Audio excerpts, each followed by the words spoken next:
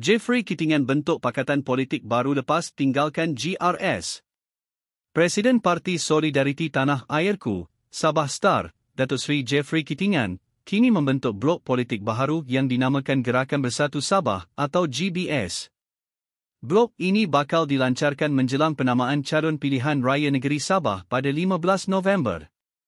Dua parti, Sabah Star dan SAB, menjadi teras utama gabungan ini selepas mereka keluar daripada Gabungan Rakyat Sabah, GRS.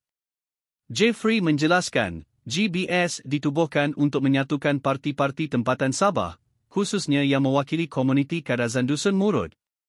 Beliau juga menegaskan Sabah memerlukan ketua menteri yang kuat bagi menegakkan hak negeri, terutama selepas keputusan Mahkamah Tinggi mengenai hasil 40% pendapatan Sabah. GBS bercita-cita menjadi kuasa rundingan utama dalam politik Sabah.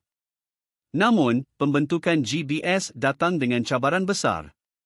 Rundingan bersama parti KDM masih belum dimuktamadkan, manakala blok ini juga bakal bertembung dengan bekas sekutu mereka, GRS.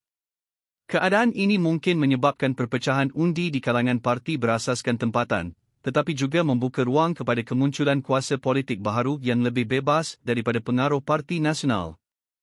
Apapun, politik Sabah kini semakin menarik dan tidak mudah dijangka. Nantikan perkembangan seterusnya dalam perjalanan politik negeri di bawah bayu ini.